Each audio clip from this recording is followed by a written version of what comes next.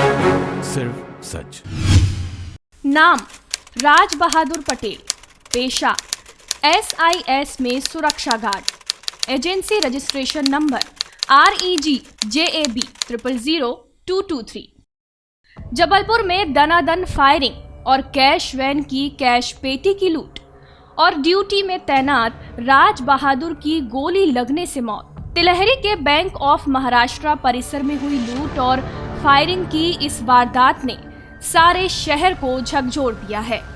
वारदात के बाद लुटेरों के हौसले और लचर कानून व्यवस्था पर लगातार सवाल उठ रहे हैं। ये उठने भी चाहिए, ये लाजमी भी है, लेकिन शुक्रवार दोपहर हुई इस वारदात में एक और विलन है जिसकी जिम्मेदारी पर अब तक किसी का ध्यान नहीं गया। गतकाल मीडिया ऐसे ही एक विलन का खुलासा करने जा रहा है जिसकी लापरवाही के चलते न सिर्फ 6 लाख कैश लूटे गए बल्कि गोलियों से एक गार्ड की मौत हो गई और 2 घायल हो गए। ये लापरवाही SIS यानी सिक्योरिटी एंड इंटेलिजेंस सर्विसेज द्वारा हुई है। इस सुरक्षा एजेंसी की ही कैश वैन में बैठकर गार्ड राज बहादुर पटेल, कैशियर श्रेयांश ताम्रकार और राज बहादुर सिंह ATM में कैश डालने निकले थे। यहाँ गौरतलब है कि कैश वैन में सिर्फ एक ही बंदूकधारी गार्ड था, जबकि ATM में कैश डालते वक्त 2 बंदूकधारी गार्ड रखे जाते हैं। एक कैश डालने की टीम के साथ उनकी सुरक्षा के लिए जाता है, जबकि दूसरा कैश वैन की हिफाजत करता है। लेकिन सिक्योरिटी एजेंसी इतनी निश्चिंत थी कि शायद उसे ऐसी वारदात की उम्मीद नहीं थी, इसलिए तो उसने सिर्फ एक बंदूकधारी गार्ड राज बहादुर को भेजकर उसे बलि का बकरा बना दिया। आप खुद एजेंसी के रीजनल हेड से सुन सकते हैं कि कैश वैन में 2 बंदूकधारी सिक्योरिटी गार्ड भेजे जाते हैं। बंदूकधारी हमारे पास यहाँ पर 20 से 25 गार्ड होंगे। वो तो डिपेंड करता है, कभी गाड़ी चल रही है तो हर गाड़ी में 2 गार्ड होते हैं, वो तो उसके हिसाब से 20 से 25 गार्ड हमारे पास हैं। एक जानकारी चाहेंगे कि उनको जो एम्युनिशन जो हथियार प्रोवाइड करा वो कंपनी करवाती है या उनके स्वयं के लाइसेंसी होते हैं? नहीं, वो उनके स्वयं के लाइसेंसी होते हैं, कंपनी की तरफ से नहीं प्रोवाइड किए जाते। वो उनके स्वयं के लाइसेंसी होते हैं। उनका टाइम में उनका फिटनेस, उनका फायरिंग का टेस्टिंग चेक होता रहता है। बस। उनके क्या प्रशिक्षण होते हैं? हाँ, उनको ट्रेनिंग दी जाती है, टाइम टू टाइम ट्रेनिंग दी जाती है, टाइम टू टाइम उनको बताया जाता है आप उनको अलर्टनेस के बारे में, उनको क्या चीज़ें लोडिंग के दौरान, कैश वैन के मूवमेंट के दौरान फॉलो करना, उनको टाइम टू टाइम सारी ब्रीफिंग ट्रेनिंग वगैरह ऑफिस से प्रोवाइड की जाती रहती हैं। अब जरा ये जान लें कि यदि कैश वैन में 2 बंदूकधारी गार्ड होते तो क्या होता। पहले CCTV में कैद इस मंजर को देख लें। यहाँ बैंक पहुंचा एक बदमाश ATM में कैश डालने पहुंचे निहत्थे कर्मचारियों राज बहादुर सिंह और श्रेयांश को पहले गोली मारता है और फिर कैश पेटी लेकर बाहर निकलता है। इस बीच वैन के पास खड़ा दूसरा बदमाश वैन में बैठे बंदूकधारी गार्ड राज बहादुर पटेल पर दनादन 4 गोलियां दाग देता है, जिससे उसकी मौत हो जाती है।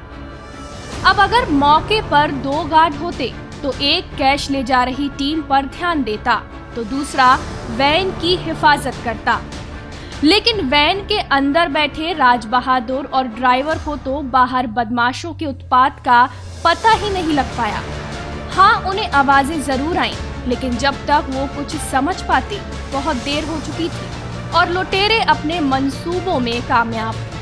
आप खुद ही कैश वैन के ड्राइवर अभिलाष यादव, जो कि सारे मामले का प्रत्यक्षदर्शी है, उसी से सुन लें। सर, मैं यहाँ से अपने जैसे डेली रूटीन के हिसाब से हम लोग ATM विड्रॉल लेके और ATM में लोडिंग करने जाते हैं। तो यहाँ से सिविल लाइन लोड करने के बाद हम लोग तिलहरी पहुँचे ATM में और वहाँ गाड़ी खड़ी किए और 2 अज्ञात तत्व वहाँ से बाउंड्री के पीछे गए और मैं गनमैन गाड़ी में था और वहाँ से जैसी आवाज़ आई तो मैंने गनमैन से बोला कि देखो आवाज़ काहे की आई। तो गनमैन जैसे ही उतरने को किया तो बाहर से आके वो फायरिंग करने लगा। फायरिंग किया तो अब गनमैन को गोली लग गई थी, तो उसकी यानी वो एकदम डाउन हो गया। अब मेरे को एक फायरिंग किया तो मैं सर के नीचे किया तो गोली ऊपर से निकल गई, तो मेरे यहाँ लीवर में यानी अपना गैर लीवर यहाँ लग गया, तो थोड़ा सा कशिश हुआ। और फिर बाहर देखा उतर के तो हमारे श्रेयान सर वहाँ डले और राज बहादुर सर वहाँ डले, तो उस समय मेरा दिमाग काम नहीं किया कि मैं क्या करूँ। ऐसा नहीं है कि SIS की ये पहली गलती है। उनकी लापरवाहियां गिनने लगे तो संख्या कम पड़ने लगेगी। फिर भी हम कुछ चुनिंदा गलतियों का खुलासा करने जा रहे हैं, जिसमें SIS मोटी रकम कमाने के चक्कर में अपने कर्मचारियों की जान दांव पर लगा देती है। सबसे पहले हम आपको बता दें कि कंपनी जिन बंदूकधारी गार्ड को नौकरी में रखती है, उसके पास खुद की लाइसेंसी डबल बैरल 12 बोर की गन होती है। कंपनी उसे 12 से 15,000 महीने की पेमेंट देती है। इस बीच उसे निशाना लगाने का प्रशिक्षण दिया जाता है और उनके फिटनेस वक्त वक्त पर किया जाता है।